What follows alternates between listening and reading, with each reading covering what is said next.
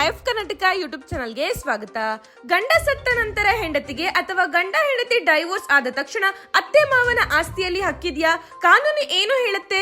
ಹಲವರಿಗೆ ಗೊತ್ತಿಲ್ಲದ ಈ ಕಾನೂನು ಮಾಹಿತಿಯನ್ನು ತಿಳಿದುಕೊಳ್ಳೋದಕ್ಕೆ ವಿಡಿಯೋ ಪೂರ್ತಿಯಾಗಿ ನೋಡಿ ಮತ್ತು ಇನ್ನಷ್ಟು ಇನ್ಫಾರ್ಮೇಟಿವ್ ಅಪ್ಡೇಟ್ ಗಳಿಗಾಗಿ ನಮ್ಮ ಚಾನಲ್ ಅನ್ನ ಸಬ್ಸ್ಕ್ರೈಬ್ ಮಾಡ್ಕೊಳ್ಳಿ. ಹೌದು ಸ್ನೇಹಿತರೆ, ಕಾನೂನಿನ ಪ್ರಕಾರ ಎಲ್ಲಾ ಆಸ್ತಿಗಳಿಗೂ ಒಂದೇ ನಿಯಮ ಅನ್ವಯಿಸುವುದಿಲ್ಲ. ಅತ್ತೆ ಮಾವನ ಸ್ವಯಂ ಸಂಪಾದಿತ ಆಸ್ತಿ, ಗಂಡನ ಸ್ವಂತ ಆಸ್ತಿ ಹಾಗೂ ಪೂರ್ವಜರ ಆಸ್ತಿ, ಈ ಮೂರು ರೀತಿಯ ಆಸ್ತಿಗಳಿಗೆ ಬೇರೆ ಬೇರೆ ನಿಯಮಗಳಿವೆ. ಮೊದಲು ಅತ್ತೆ ಮಾವನ ಸ್ವಂತ ಸಂಪಾದಿತ ಆಸ್ತಿಯ ಬಗ್ಗೆ ನೋಡೋದಾದ್ರೆ, ಕಾನೂನಿನ ಪ್ರಕಾರ ಅತ್ತೆ ಮಾವರು ತಮ್ಮ ಆಸ್ತಿಯನ್ನು ತಮ್ಮ ಇಚ್ಛೆಯಂತೆ ಮಾರಾಟ ಮಾಡಬಹುದು, ದಾನ ಮಾಡಬಹುದು ಅಥವಾ ವಿಲ್ ಬರೆಯಬಹುದು. ಅಂದರೆ ಸೊಸೆಗೆ ಈ ಆಸ್ತಿಯಲ್ಲಿ ಸ್ವಯಂ ಚಾಲಿತ ಹಕ್ಕು ಇರುವುದಿಲ್ಲ.